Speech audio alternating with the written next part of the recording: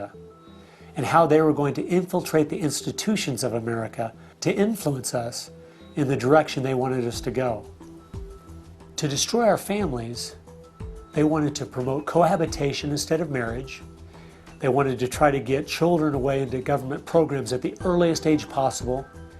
And they also said they'd like to get behind the feminist movement because they felt it had been very successful in making women discontent with marriage and motherhood. To destroy business, they wanted to get behind the environmental movement. And in 1992, the environmental movement was very modest, but they thought it was the only vehicle capable of creating enough regulation and red tape to discourage business growth. And finally, to destroy our culture of religion and morality, they said, if we can get Americans to accept homosexuality, they thought it would begin to extinguish our traditional moral values Americans held. I remember thinking at the time, this plan doesn't seem very realistic. It's not something I'll need to worry about in my lifetime. It was 15 years later, I was appointed by the governor to be a state representative in the legislature. I'd only lived in my district for 2 years, so I thought it'd be a good idea if I wrote a monthly letter to the editor. Each month I wrote on a different topic. In January 2008, as I was contemplating what to write my letter on, I thought back to the meeting in 1992, and I thought of the goals they'd outlined and where America was today, and I couldn't believe how successful they had been. I mean, our families were totally disintegrating. The environmental movement had become the most powerful force for destroying our free markets, and hate crimes legislation was being considered in Washington, D.C. that made it a crime to even say anything against the homosexual movement. I realized people needed to know what was going on. After I wrote this letter, within days, people were protesting at the Capitol. It was the feature story on the evening news. Controversial comments have state legislators buzzing tonight. After a freshman lawmaker alleges the Communist Agenda has infiltrated mainstream America.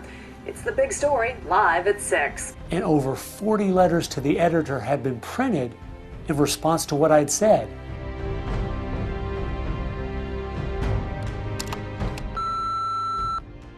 Hey, I just wanted to give you support on your newspaper article. Don't let them grind you down. Sight. I realized then I'd hit on something. One of the letters written in my defense stated that a book from 1958 had outlined a similar agenda.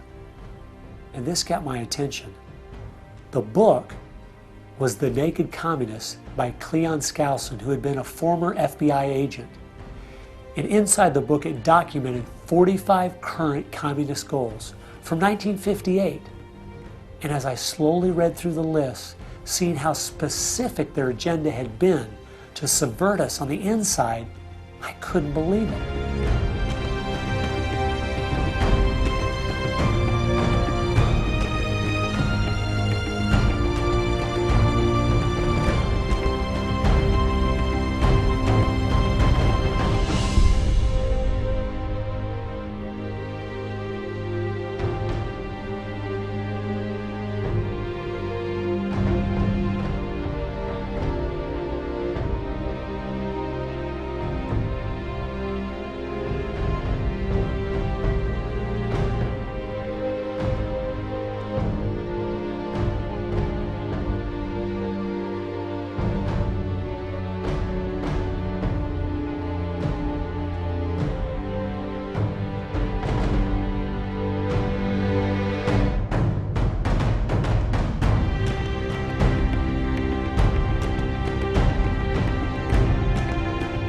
They'd accomplished almost every single one of them, and nobody seemed to be noticing.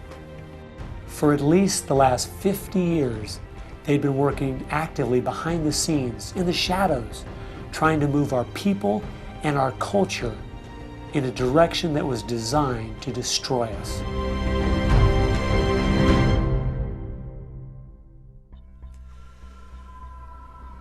Someone needed to find out the truth of what had happened to our country.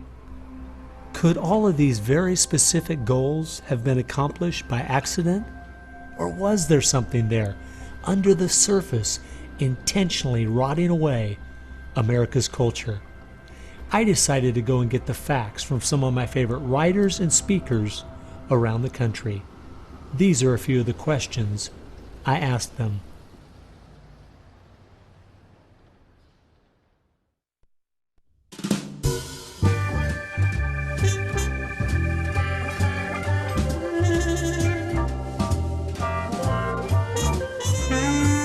The common myth is that communism is dead, but there are more Communist Party members in the world today than there ever have been. One of the things the communists are doing worldwide is not using that name. And so what we have is people with some of the same ideas masquerading in the United States under a variety of names. They're even trying to get away from the word liberal to describe them, and they're trying to call themselves progressives. If you go to the American Communist Party website, all of the programs and policies they support are progressive.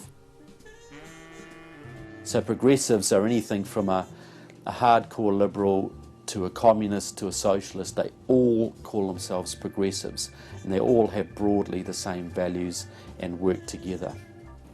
J. Edgar Hoover is called the masters of deceit. And a good magician raves one hand in the air while he's doing his dirty work with the other hand. And while everybody's saying communism has died, they moved through much of Africa. Communism is resurgent in South Africa. Into South and Central America. Right now, 6 countries in Latin America are now communistic. We have communist China, we have Cuba, North Korea, we have Vietnam. It still dominates behind the scene in Russia. It's still very strong in Eastern Europe. It is strong in the EU. It is strong in virtually every country in the world. Whittaker Chambers said, communism succeeds because most people that promote communist causes are not communist. The useful idiots, that Lenin called them, it gives it an air of legitimacy it would never have if it was identified with communists and communism. So why has it been so easy for them to get people on the left who aren't communist to push forward their agenda? Once I looked at the political scale, it all started to make sense. On the far left, you have 100% government, and on the far right, zero government. Anarchy is no government and doesn't make sense at all. On the far left, you have socialism, communism, and Nazism, all systems that have a socialist form of government with only slight variances between them. Traditionally, Republicans were slightly to the right of center, and Democrats were slightly to the left. In recent years, though, through the radical influence of the media, Hollywood, and the multitude of Marxist professors in our universities, both parties have slid to the left, with the Democrats going so far they have openly joined hand in hand with the radicals. That's why they all work together. All the groups on the left now have the same goal, a socialist America. I thought we were over communism. I thought, okay, we won that battle. The Berlin Wall came down. Ronald Reagan won the day. We've got to look and see how he fought this, because we're fighting it again on American soil. Not hostilely attacking us like we feared in the Cold War. It is from within. And it has no opposition, none. And that's the frightening thing.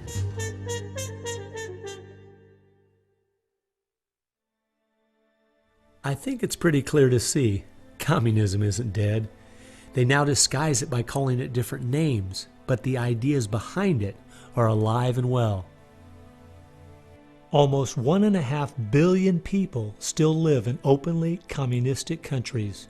But unfortunately, most of us in America who are under the age of 50 have no idea what communism means to the people who live under it. So my next question was, what's so bad about communism? Communism is so evil. It's a completely tyrannical system. The whole history of communism is one of mass murder. Tens of millions of people brutally murdered by the communists. The mass murder of more people in times of peace in all the wars of history combined. Each of those countries where they have taken control, millions have been murdered. When you're asking for what is the legacy of Marxism, it is the greatest killing machine in all of human history. We're talking a congressional record, 135 million dead due to communism. I think the real number is probably, when you add in abortions, over 500 million. The rulers lived rather well, and at the same time you had all kinds of people who were enslaved, put in prison, oppressed, so you had really the opposite of what they claimed was going to be the result of their revolutionary activities. You would think that if the 20th century was the most murderous of centuries, everyone would say, let's find out why. And the truth is, you can't even ask the question. It is verboten to ask the question because the ideas that brought about that mass murder are still being taught in our public schools today. I think one of the reasons this has happened is because there's so much confusion surrounding the word communism. Technically speaking, communism is simply the final phase and goal of socialism. And socialism is best described by two words: big government. Government controls almost everything, and they use this power to take things by force from one person and give it to another. The liberals in America sincerely believe that this isn't evil at all. It is what will finally make things fair and just. There's only one problem that pulls some of us away from this wonderful utopian vision: history. From history we see that whether it was Hitler's National Socialism or Stalin's Soviet Socialism, socialism by whatever name and in all its forms is the ultimate evil. Sooner or later, it destroys everything in its path: law, morality, family, prosperity, productivity, education, incentive, and finally life itself. The problem with socialism is that it creates the conditions for a Stalin or a Hitler to come to power.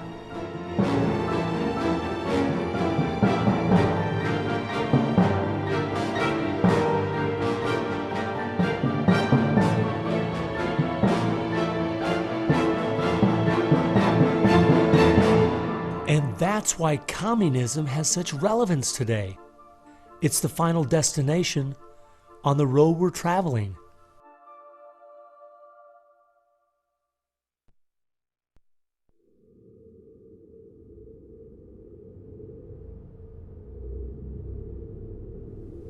Friedrich Nietzsche tried to convince the world that God was dead. Charles Darwin tried to prove that humans are simply part of the animal kingdom. And Karl Marx realized that the philosophies of Nietzsche and Darwin would legitimize his own philosophy of communism.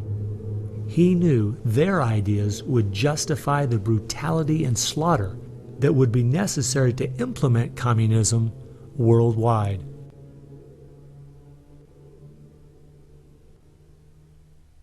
It was in March of 1883, Karl Marx, the father of modern-day communism, died. The assumption that communism would die with him was a logical one, since only 9 people attended his funeral. In October of that same year in London, England, a group was forming called the Fabian Socialist Society. The Fabian Socialists decided that they were going to socialize the world incrementally. They called it socialism by evolution instead of Marxist socialism by revolution. It always worked in tandem with the communists. Some Fabians were also communists. There was a bit of interchange of membership. The Fabian Socialists are slowly but surely bringing about the socialization of the world. Europe is pretty well done. They are now working in Latin America. Latin America is not just socialistic in many countries. They're all already Marxist. You have hardcore Marxists in Venezuela, in Nicaragua. El Salvador just went communistic, and of course Fidel is sitting right there laughing at this whole thing. And we haven't even figured this thing out yet. We don't even know there's a red plague coming up to meet us. We think that we're just going to watch the cartoons on Saturday morning and everything will be fine. They had a lot to do with bad stuff happening. There are two things I found that gave me a good idea where the Fabians were really coming from. First of all, their symbol was a wolf in sheep's clothing. And secondly, George Bernard Shaw, who was a leader in the Fabians for almost 50 years, said, quote, "I am a communist, but not a member of the Communist Party. Stalin is a first-rate Fabian. I am one of the founders of Fabianism, and as such, very friendly to Russia," unquote. Fabians eventually beget the Students for a Democratic Society, which beget the Weather Underground, which beget basically the social changes that have happened in America in the last 40 years. Many of the SDS members from the 1960s still have an incredible influence on the direction our country is heading. One is the Reverend Jim Wallace, who was president of SDS when he was a student at Michigan State University. And yet today, he is the spiritual advisor to the President of the United States. They've been friends for many years. They go back to Chicago and the Chicago politics crowd. And during the Vietnam War, he was rooting for the Viet Cong to beat the United States Army. And when they did, he just couldn't believe it. He said it was one of the happiest days in his life. And another leader in the Students for a Democratic Society and founder of the Weather Underground is William Ayers, who has been a longtime friend and neighbor of President Obama. It came out in 2009 that Obama's book, Dreams from My Father, was even written by Ayers. So the influence from the Fabian Socialist Society goes right into the White House.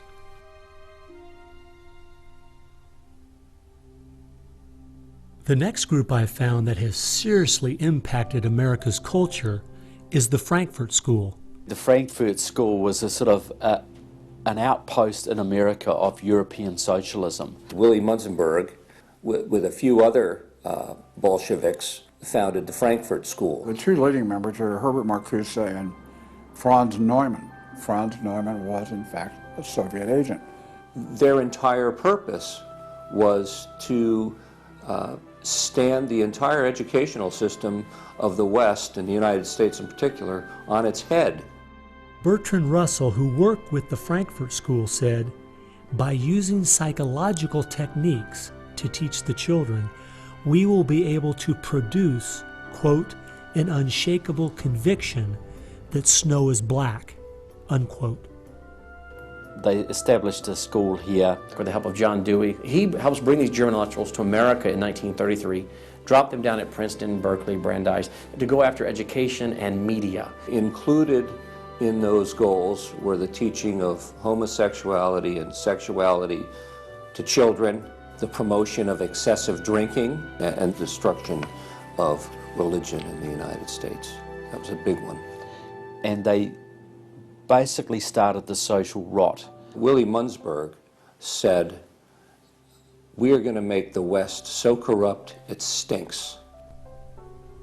I love spending time with my family, July 4th, baseball, and apple pie, and my mind can't even comprehend that there were groups of intellectuals back in the 1930s plotting and planning how they could make America so corrupt it stinks.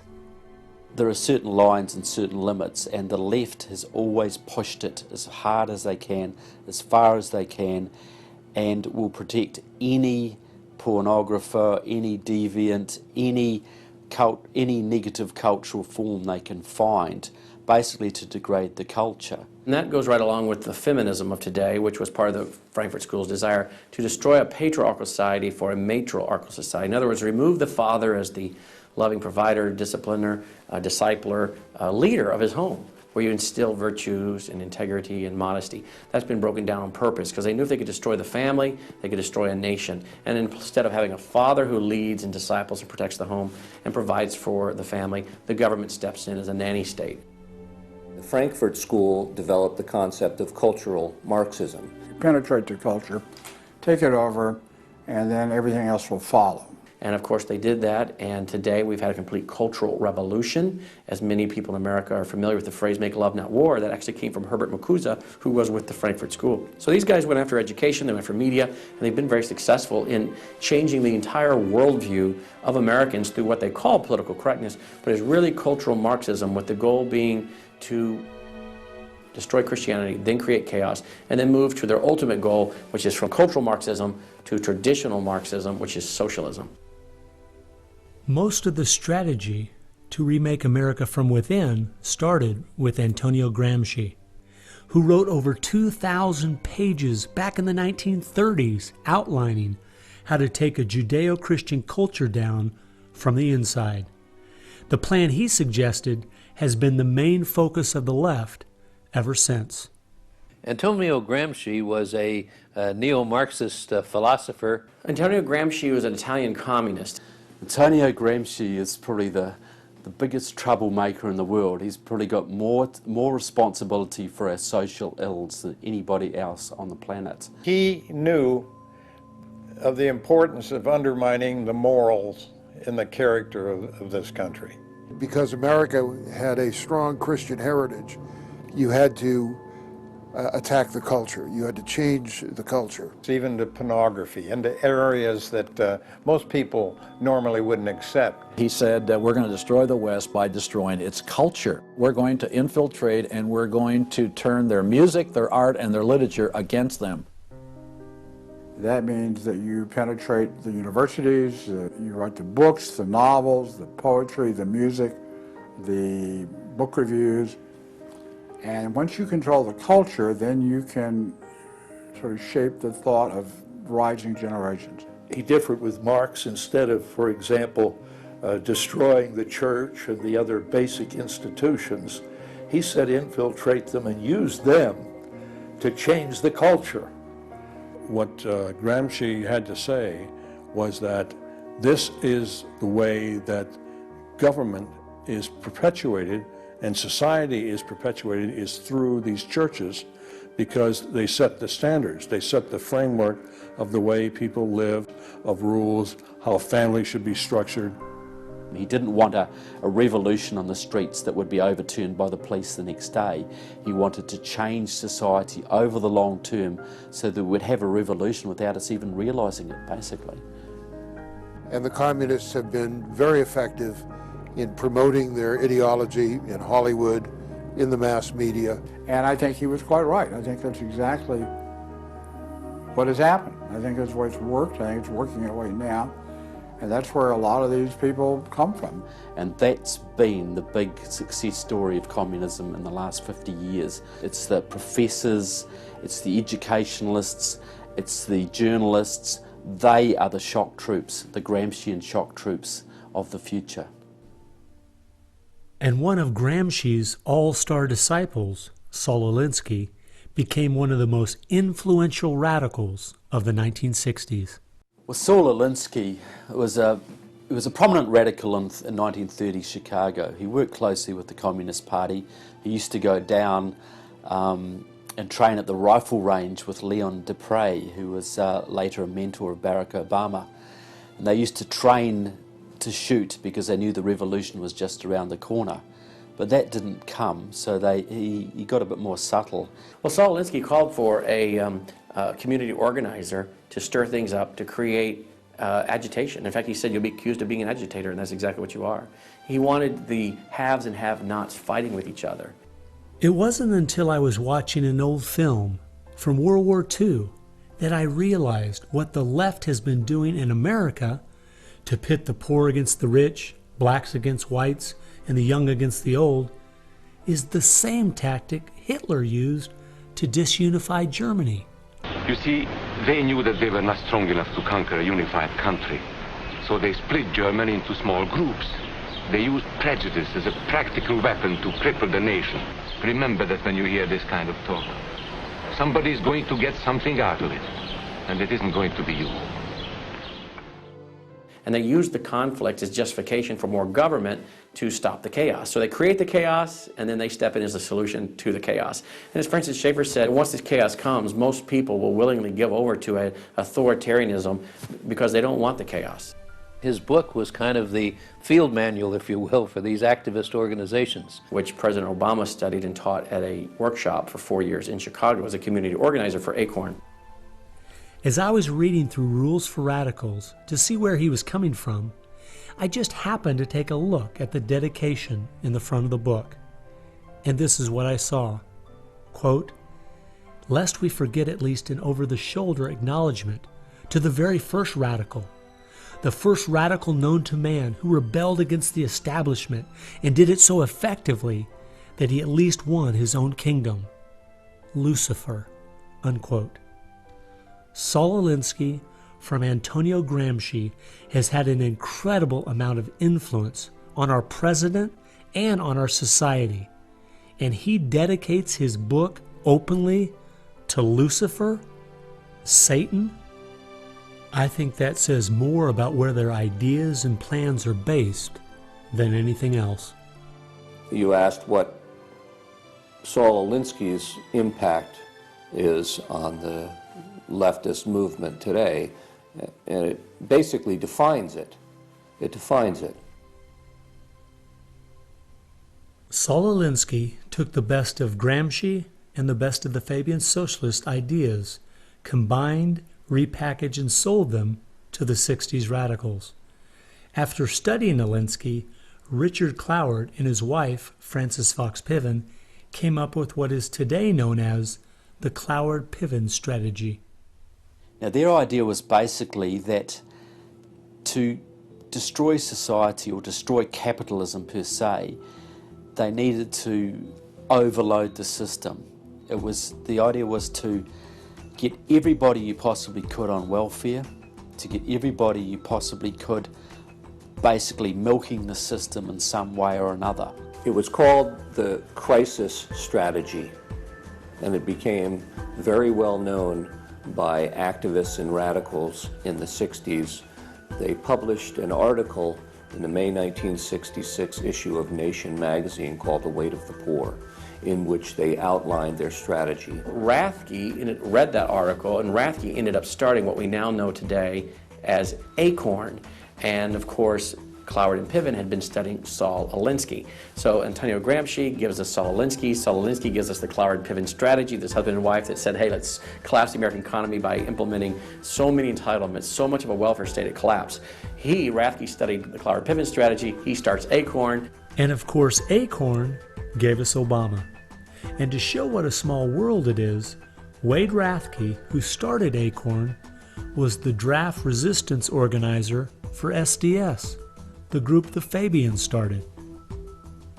They've used that strategy ever since to expand voting rolls, to expand welfare rolls wherever they can, basically just to overload the system, to increase the tax burden on the middle class, and basically bring capitalism one step closer to destruction.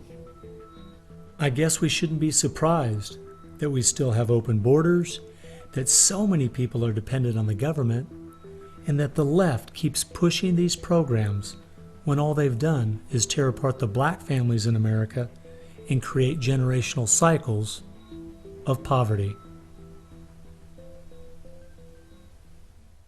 The last group that has worked alongside the Fabians and the Frankfurt School using Gramsci's approach is the Communist Party USA.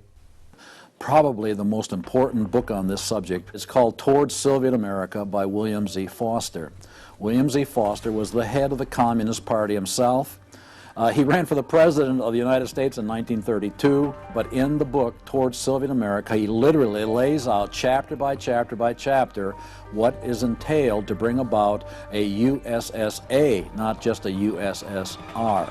Two of the movements they started in America have played a significant role in tearing apart our families, in breaking down our morality. Betty Friedan is credited with really starting the feminist movement in this country. The purpose really was to attack full-time homemakers, to get them out of the home, to make them think they live dreary lives, to make women feel they are victims. It's the science of victimology. And that is so unfortunate, because the American woman is the most fortunate class of people who ever lived on the face of the earth. And to try to tell them that they are victims of an oppressive, unjust patriarchy is just a grievous lie. But unfortunately, they are teaching young women that and have been doing it for many years. While Betty Friedan was pushing her book, Feminine Mystique, she implied that she was coming from the point of being a frustrated housewife herself and just wanted to be a help to other women. But later in the 1990s, it came out she was in fact a radical propagandist for the Communist Party and a staunch supporter of Stalin. So when she had described the American family as, quote, a comfortable concentration camp, unquote, it wasn't because of her experience at home. It was because she was just doing her part to dismantle our families. I'm a student of communism, and the communists set up various groups and various societies. Their society that they set up to promote homosexuality in this country was called the Mattachine Society. And it was founded by Henry Hay, a leading member of the Communist Party. So since I was studying communism and teaching on the issue of communism, you just follow leads, and all of a sudden you realize, what is this Mattachine? I've never heard of this Mattachine Society. Well, it was Henry Hay's organization set up to infiltrate the culture of the United States to make homosexuality normal. It's always been a movement dominated by the left. It's all these so-called isms. You will find there's a communist or a socialist behind every one of them, and you'll always see their targets. It's basically the traditional family unit. The war is still against the family. If you go back to the Communist Manifesto and read Karl Marx carefully, the war is against what they called the bourgeois family, which was really the biblical family, father, mother, and child. They want to plow through marriage. They want to change the very definition and meaning of marriage, because their open door to engineering society in this utopian way is blocked by the very values of our Christian civilization that's taught through marriage. And so the left just has got to destroy the family, because if there's any one thing that will prevent the left from carrying out its agenda, it's healthy and strong nuclear families. And so from the Fabian Socialist Society to the Frankfurt School to Antonio Gramsci and the Communist Party USA, from these four you will find connections to almost every left-leaning person and organization in America. Their influence has been incredible.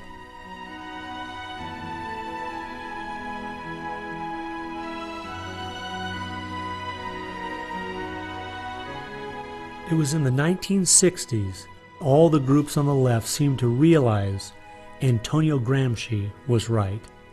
In a Judeo-Christian society, you will never be able to persuade people to rise up in a Marxist revolution and start killing each other off.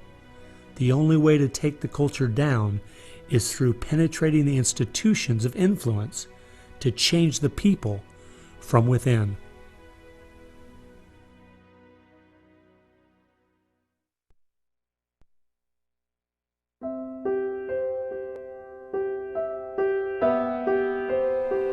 I guess the biggest surprise I had while studying these four groups was seeing that a large part of their agenda was trying to make us an immoral people.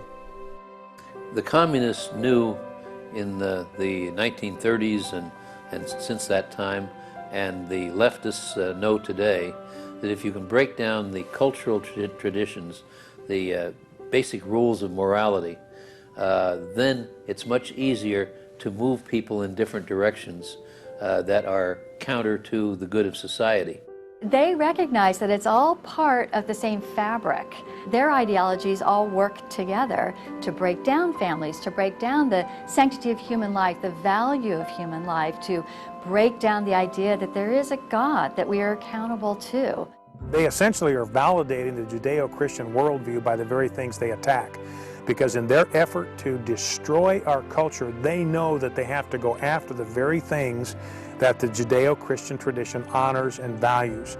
Morality, belief in God, faith, the importance of family, the sanctity of life, the sanctity of marriage. It's amazing our enemies could see our morality was our greatest strength, and yet so many Americans don't seem to get it.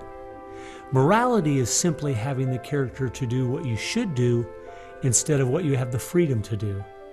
And that's the only way freedom works. A people cannot be given freedom without morality, or they will self-destruct.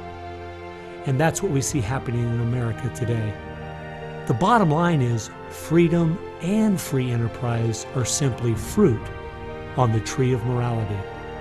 Our founding fathers clearly understood this principle, and so do our enemies.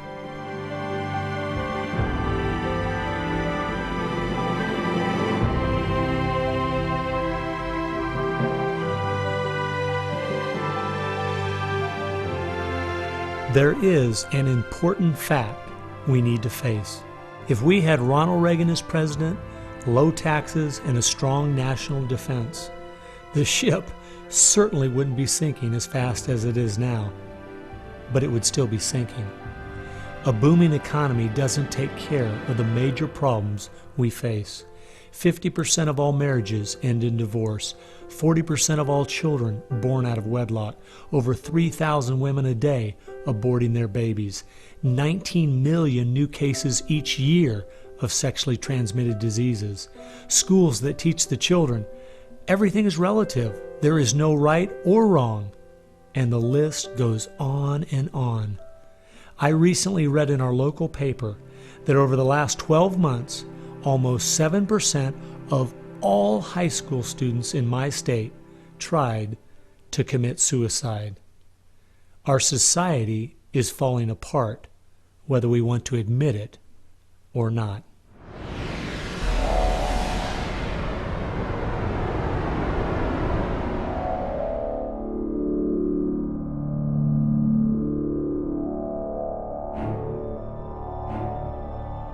Karl Marx had the insight to see that dethroning God and destroying capitalism went hand in hand.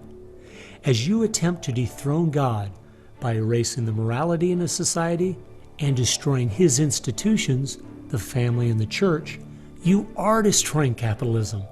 Because as the families fall apart and the church loses its influence, society starts to crumble. And then government has to expand to pick up the pieces. The question, as Whittaker Chambers put it, was God or man? God or man? Karl Marx was an atheist. Marx's philosophy was that people existed for the benefit of the state. What Marxism did and does, and all the other isms of the modern era, is to try to dethrone God by deifying man. You have to discredit God. He's your competition. The 20th century ushered in several ideologies that sought to devalue God and elevate man. Communism, relativism, humanism, they all deny that there's a God, and they claim that by doing so they're really elevating man. But if you look at how each of those philosophies end up working out in real life, there are always some classes of human beings that don't deserve the same value or rights as anyone else. To turn it around, to believe in freedom, the way we have been raised, you have to believe that there's something precious about every human person. And of course, that's from the Bible. Imago Dei, we are all created in the image of God. Therefore, every human being is entitled to respect and dignity and freedom, and that is distinctive to biblical religion. You don't find anywhere else. Almost all the ideas that have made America such a unique and great country our founding fathers got straight out of the Bible. I guess that's why the left only has a problem with one religion, biblical Christianity. They never complain about separation of church and state when it comes to Islam, Buddhism, Hinduism, or any of the other religions. In fact, a couple years ago, the Dalai Lama came to my town, and during the school day, at taxpayers' expense, thousands of our local school children were bussed in to hear him talk. I wonder if they would ever do that for someone like Billy Graham. No, they must destroy the Bible's influence in America so they can step in with big government in its place. It's an age-old question. Are we going to believe in God, or are we going to play God ourselves? Essentially, for the left, the choice that they see very clearly is people are going to depend upon God or they are going to depend upon government. They want people to depend upon government, so they have to destroy faith in God. At its core, it's a rebellion against God and God's laws. And that's what the battle is about. That's what the assault is on. That's why Christianity is a target. And that's why we saw the gulags in the Soviet Union. We saw the concentration camps in Nazi Germany. And all the ideologies that elevate man end up devaluing certain human beings. Dictators of the left, Hitler, Stalin, Mao, Castro, and all the others, always have come to power by acting like they're going to change things to make it better for the people. Yet history has shown us the devastating results that have happened every single time. There is no example in history of big government that didn't abuse its power over the people. But people who have believed in the God of the Bible and that our rights are a gift from Him to everyone have always stood up for the preciousness of every human life.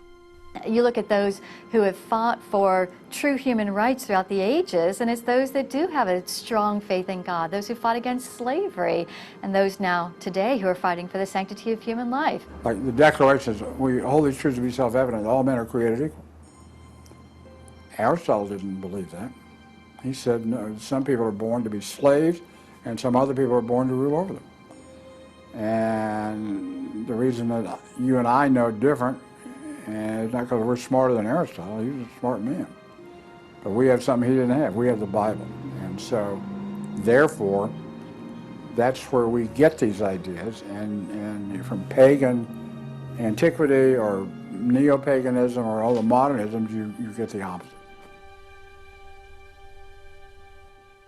After studying this topic for the last 2 years and reading literally hundreds of their books and articles and speeches, I've come to the conclusion, whether the left knows it or not, their plans and goals can all be summed up very simply. They are at war with God. A people that are moral and believe their rights come from God would not only never want what they're selling, but would also never need it. And they know that.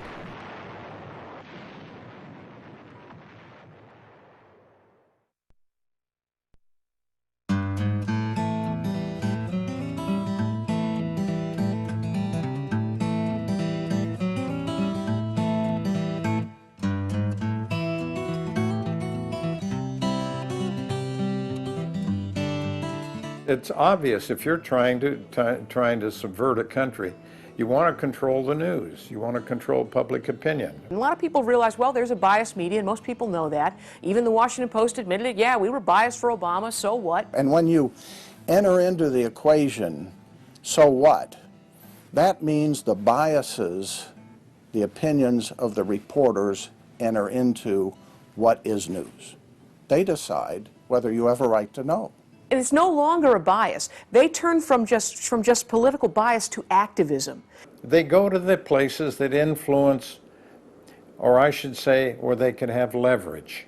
Generations of journalists have been trained to interpret events, interpret the news, not report the facts, interpret the news. They do not deal in facts because facts aren't effective for them. They have very few facts on their side. They've gone into and penetrated these major areas to where they can influence it in the direction they want to go. We've seen a massive shift away from old-fashioned objective news reporting to what he called interpretive reporting, what others call advocacy journalism.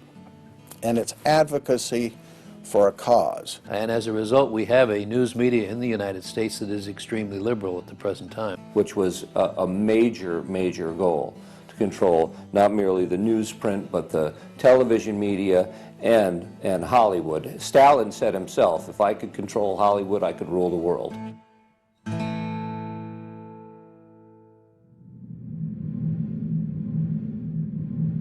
Children are always the first targets of anybody trying to bring down a system.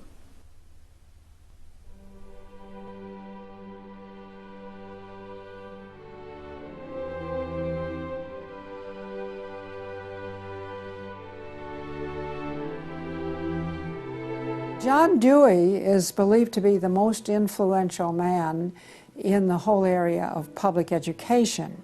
He went to Russia in 1928 to help study the Karl Marx way of education and bring it back to America. Dewey was an atheist. He was a socialist, a humanist. He was part of the Socialist Society in America, helped found that. What he believed in was that education should socialize the child to make him a willing tool of the state.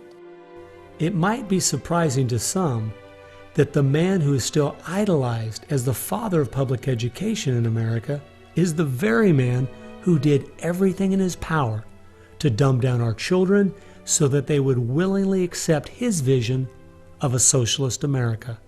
It started with Dewey in the early 1900s. It expanded, really expanded since the 1960s. The hard left gets control of the teachers' unions and the training colleges. If you've got those two institutions, you can pretty much dictate all educational policy. The people who were demonstrating against our country and against our government in the 1960s have now become tenured professors in the universities. So they're the ones who are writing the textbooks, teaching the teachers, running the teachers' colleges. And it's self-perpetuating, because once you have the universities, then you train more cadres and more and more and more. And they discovered that they could do more to remake our country by going into the schools than they could by throwing bombs. I believe the average patriotic American underestimates the importance and influence education has on their children. That's how the large majority we had in 1980 to elect Ronald Reagan in a landslide has been lost. It's not because the other side has had lots of children. No, they're aborting theirs. But instead they're capturing ours through the propaganda they teach them, 7 hours a day for 13 years, and even longer if they attend college. We are losing most of our children to the other side because of the anti-American, anti-God, and anti-free enterprise rhetoric they are filled with in the government schools.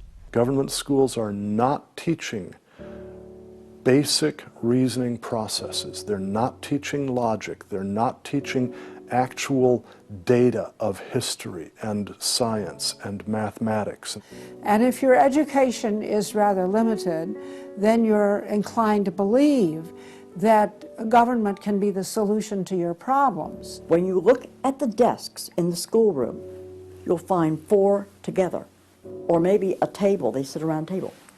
Independent desks are very rare in most classrooms because they don't want to promote the self-sufficiency, independence mindset. You go back to William Z. Foster in his book, Towards Soviet America, you will see how he has a whole chapter there on how we have to supplant education in this country and ultimately force every student to attend public school. That's the other thing. I hope the homeschoolers catch on to this. The homeschoolers and the Christian day school movement are going to have some very rough times ahead of them because the public school crowd cannot afford to have any competition.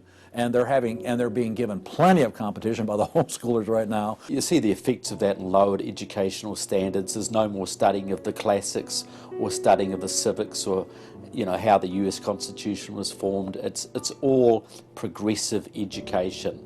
It's all based on the identity politics, the isms, the current trendy isms, environmentalism, racism. They're training them for the collective. and a collective mindset and a dependency mindset. And it seems that they, again, want to have people be uneducated, so then they do become wards of the state. They're dependent on the government to provide everything for them. It's under 10% of kids believe that there is an absolute right and an absolute wrong. And why are we surprised? We've sent our kids into this government system that indoctrinates them, that teaches them about tolerance and diversity and multiculturalism, and not about reading, writing, and arithmetic, not about what our founding fathers had to say. It's consequences.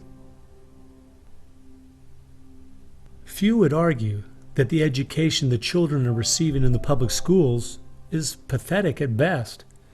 But with the amount of tax dollars we spend each year, over twice as much as it would cost to send the students to private school, why do we allow this to continue? The group that my investigation led me to, that seems dedicated to making sure the children don't get a good education, was a real shocker. The schools are pretty much controlled by the Teachers Union, the National Education Association. If you look at their platform and goals, you would think they were a socialist or almost communistic organization. They are for the entire feminist agenda, starting with abortion on demand, tax-funded abortions. They're for the whole gay rights agenda. They're for the whole globalism agenda. They are extremely anti-parent. It is an effort to get the children to abandon the values of their parents. National Education Association has no patience, tolerance, or use for traditional teachers. They're looking for people who want to be agents of change. They want to throw out all the lessons of history. And really it's an attempt to then impose their own views and ideas onto people, get them to act as activists. If you control those institutions, then you can control everything else. It's all public schools, all for their jobs, and they have gotten behind all of the radical kinds of curriculum that's being introduced. They're for it 100%. They've had a tremendous effect on public education. It's not positive. We also see immorality being promoted through our schools. The kind of sex ed curriculum that is being used and paid for with our tax dollars would shock most parents.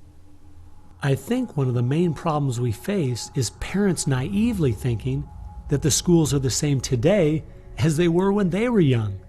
They don't realize there is a battle going on in this country for the hearts and minds of our children. The game is between 15 and 25 years of age. That's the whole game. If you're over 25, the chances are they're going to put a few pennies towards you to corrupt you. But their game right now is to corrupt the 15 to 25-year-olds or less. And right now they're down in the first grade with Heather has two mommies, Daddy's roommate, gay pride parade, and now by 8th grade they'll pass out condoms in school colors because that's so patriotic. And it's perfectly obvious that you get a hold of the child early, you can change his values away from his parents' values and get him to follow you. And they're very open about saying that. The National Education Association has passed resolutions saying they want children from birth. Isn't that interesting? The Communist Manifesto also thought the state should take control of children at birth.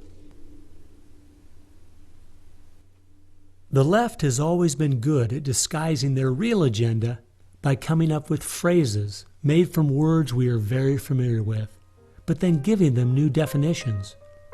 Social justice is the current phrase of choice and is being used to teach children the failed Marxist ideas of yesteryear are what they should strive for today.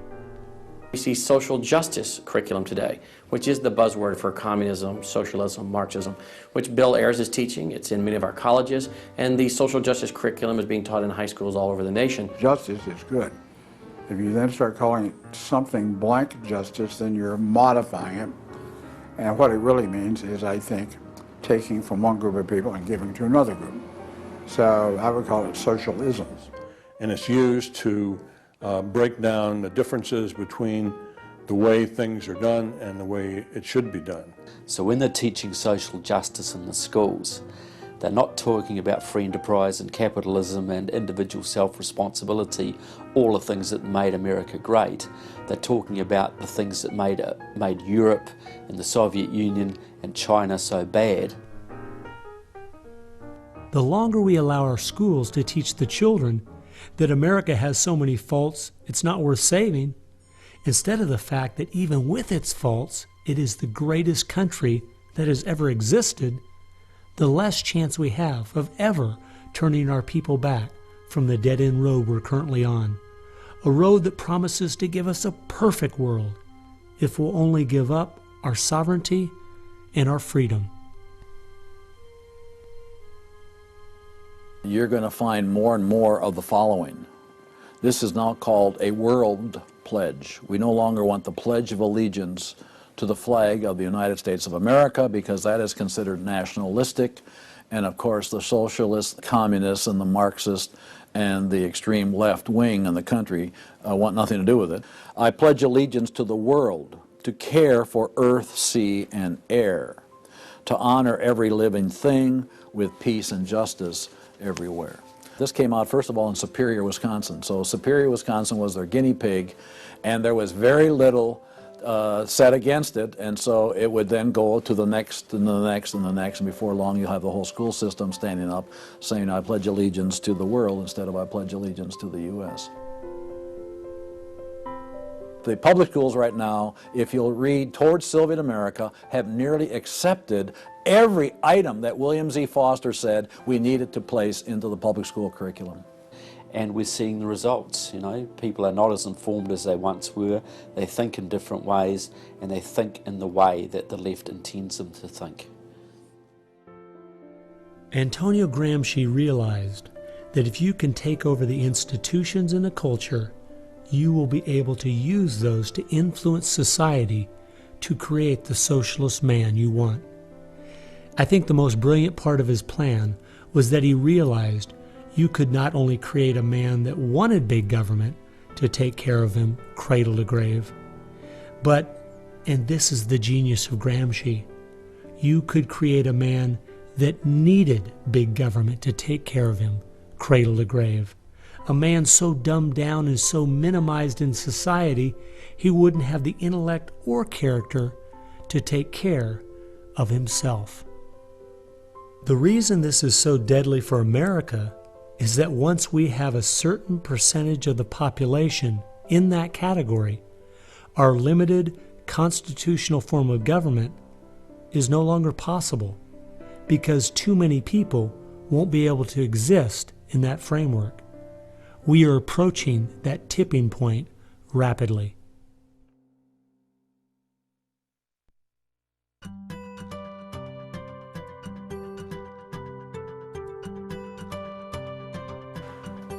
If you can persuade people that government should be in control of the distribution and use of energy, you can persuade them, or rather, you have persuaded them of the necessary and sufficient condition for government control of the most intimate aspects of our lives. One of the main thrusts of socialism these days is obviously through the environmental movement. You know, one hates to pick on Al Gore too quickly and easily, but I read the whole of his book, Earth in the Balance, Ecology and the Human Spirit, back in 1992 when it was first published. And if you know anything about the history of political philosophy, you read the last chapter in that called A Global Marshall Plan, and you understand that there is no way to implement what Al Gore was calling for in 1992 in that book, except by means of totalitarian world government. Patrick Moore, who was a co-founder of Greenpeace, and he was a very dedicated environmentalist, quit Greenpeace when he realized that it had been captured by radical leftists who were intent on using the environmental movement as a vehicle to destroy capitalism. How many factories work when there's a power outage? None. You want to hurt business, you want to drive down industrial production, you just drive up the prices of energy, you just diminish its availability, and the easiest way to do that is to make people scared to death of the cheapest forms of energy, which are fossil fuels, oil, coal, natural gas, and nuclear energy. They had already made people afraid of nuclear because of irrational fears, but then they had to figure out a way to make them afraid of fossil fuels. Well, the way to do that was to say they're going to cause catastrophic global warming. So I used to think this was just one great big distraction. If they want to put their energies toward the environment, but now I see that this is now being turned around and used as a tool to further a socialist agenda. Charles Rubin, a political scientist who wrote the book The Green Crusade, has told this story extremely well. Environment comes from a French word meaning surroundings.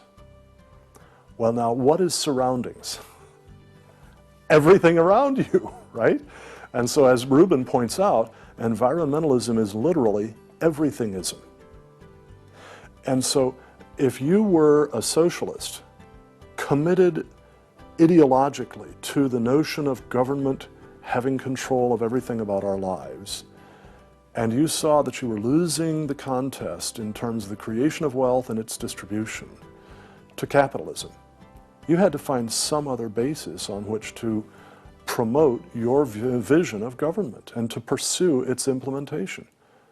Environmentalism, or everythingism, was the perfect card.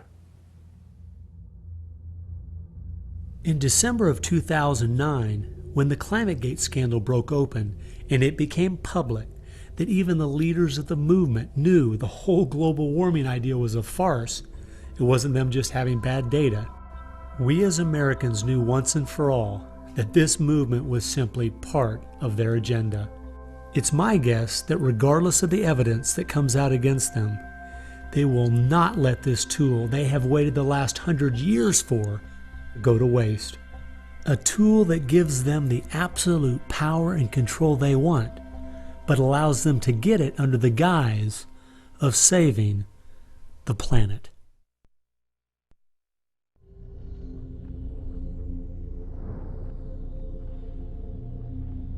He was born of left-wing parents. He was mentored as a young man by a Communist Party member called Frank Marshall Davis. Now, Davis joined the Communist Party in Chicago, and he was very well connected there. So young Obama eventually wound up in Chicago, and he started working with the very same people that had been working with his friend Frank Marshall Davis. All of his associations have been with people that are way left of center, hardcore left. And he's doing nothing more than what is predictable based upon that background. The nicest word for his agenda is a socialist agenda, and we could go on down the line of the other descriptors of the types of an economy and a society that he's building. He's all the things that Gramsci wanted to use for social change. Yeah, he's the epitome of the movement. If you think there's no way that so few could be so effective, consider this. When the Communist Party USA split in 1992, the group that formed was the Committees of Correspondence, and it was their meeting I attended that summer at Berkeley. As I started researching that group, I saw that many of the same people who started or have worked with the Committees of Correspondence and its sister organizations were the same people who were involved with President Obama's campaign and administration. I found file after file on Trevor Loudon's website documenting with footnotes and photographs these connections. The radical left has been so successful, they have persuaded the American people to put one of their own in the White House. Socialism and Marxism go together like Mary and Mary's little lamb. The general populace knows very little about what the socialists are up to. If you're going to find socialism, you're going to find the hardcore communists right behind it. One of the main avenues has been through what they call the Congressional Progressive Caucus. 20% of the US Congress are members of this organization. They have chairmanships of most of the major House committees and are easily the single most powerful bloc in the US Congress. and virtually all of them are tied to either Democratic Socialists of America, the Communist Party USA, or other radical organizations. We're literally at this very time watching what's transpiring and has been going on from the Fabian socialist point of view from 1883 to the present. So these guys don't give up. And they're going at a breakneck speed because they know they've got an opportunity now to change America in a way that can never be changed back. And they're going for broke. The Bolsheviks, they're just waiting in the woods and they're just smiling like you can't believe. You just read the Communist Party USA blog and they just can't believe their good fortune. Every time they turn around, they just can't believe this is happening. They're like me. I'm a Christian conservative and I can't believe they've been so successful in doing this. The left has started multitudes of foundations and nonprofit organizations, many of which are using our tax dollars to grind America down.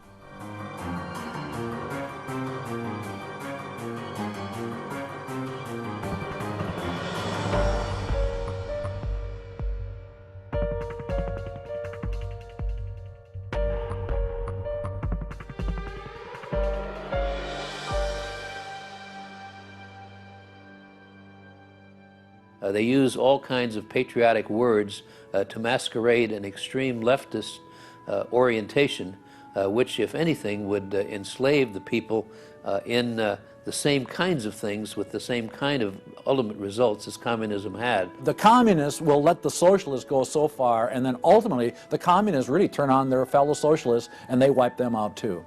And their attitude, I think, is really probably pretty close. They figure, look, if these socialists betrayed their own country, the chances are, once we get in power, they'll betray us too. So they'll figure, let's just rub them out right now. And at a given point, you'll see in the history of communism that they've been very effective in rubbing out their fellow socialists who brought about their socialism before the Bolsheviks and the hardcore communists with a capital C took them over.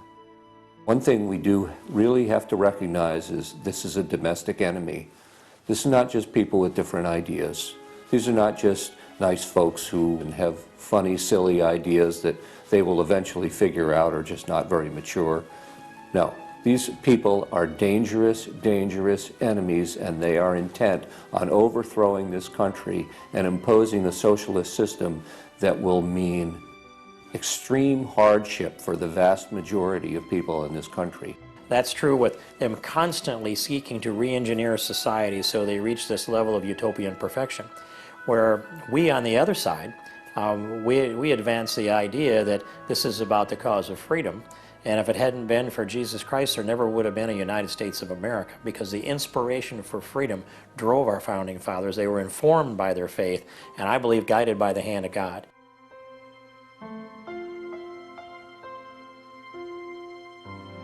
No. No. Perhaps treacherously close. It is never over until it's over. When the fat lady sings, isn't that the slogan? And when the fat lady sings, it's over. Now, she might be clearing her throat. We saw the great country of Germany in the 1920s brought to its knees. Hitler came into power and destroyed the country. We see countries like Zimbabwe in Africa, which was once a prosperous breadbasket, now just wrecked. Argentina was destroyed by the socialist Perón in the 50s. It was one of the richest countries in the world.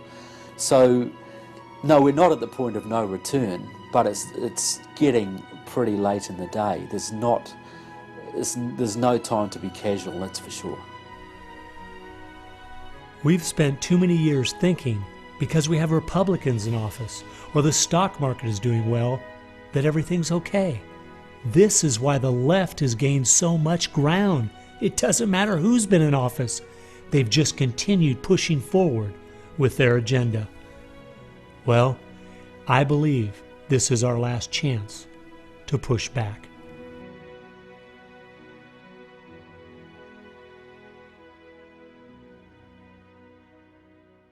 If people are looking for something to do, we have our work cut out for us. I believe one of the things that we can do that will have a profound impact in changing America is praying. As soon as we get off our knees, we need to get on our feet. Become educated about what's going on in the country. spend time reading, understand their philosophy and their goals. They have to master this documentary. They have to go over it a dozen times. It might be having a monthly movie night with family and friends, watching one of the many great documentaries out there about what is going on in our country. One of the things that I think people in the United States who believe in our country, believe in our values, can do, quite frankly, is stand up for those values, to make their views known. And there's times that you got to speak up, and you've got to call things what they are.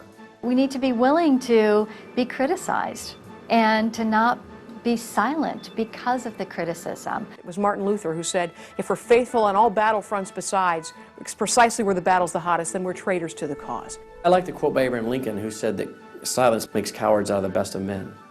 And we got a lot of people that need to be speaking up right now. We have an obligation to speak the truth about the policies that are taking us 180 degrees from God's will. Expand within your church. Expand within the people you have contact. Bring them up to speed and knowledge on what's going on. We need to organize those around us by simply mobilizing the unique groups of people we are in contact with and being their source of information. We can have an extraordinary effect. Lenin said that the organized minority will beat the disorganized majority every time. Why should we be buying products from companies that are going to fund organizations that attack our values? They need to be really smart in using the mass media. They might want to blog. Using the power of YouTube and that sort of thing to educate as many people as possible. A good YouTube video can reach millions of people. And if Susan Boyle can do it, why can't we? If you do the right kinds of things on YouTube that are creative and do them frequently, you can drive a message through society, influencing millions at almost no cost. We need to be the people who graciously but consistently make contact. And express to those folks we elected what we want them to do, and what we believe in, what we think is right. And if they don't follow those things, then we need to make efforts to get them out and get other people in that will. Pick the good ones and stick to them. Don't waste your time on people who won't stand up for their country. All the others are making contact. The people who really want to honor America need to make contact. We also need to be influencing our own families. We've got to teach our own children and grandchildren the difference between truth and error, why they believe the things they do, and the true source of America's greatness. If what we're talking about is true, the most important thing we can do is protect our young, because that is where all of this is leading. They need to get that younger generation under their belt. And more parents are going to have to say, they're just going to have to sacrifice and take responsibility for their kids' education, because that's really where it starts, to impart that belief. The Southern Baptists, we're seeing that 85% of their kids, after they get out of their home, are essentially rejecting their faith, rejecting what they were taught. And of course, I think the reason for that is because their parents didn't have a lot of influence over them. I believe the public schools are the greatest cultural influence in this country. You homeschool your kids or get them in a Christian day school. If there is any way at all, homeschool your children. Homeschoolers out-test everybody. Our children need to be taught from Scripture a properly biblical worldview. That requires time. It requires effort. It requires purpose. Our minds should be the sharpest minds in the world. We need to work within our family to educate our children on what kind of country they live in and build their faith, and then get involved. The left has been working for decades to push us away from God and His laws, and we need to be willing to sacrifice whatever it takes to turn our country back to Him.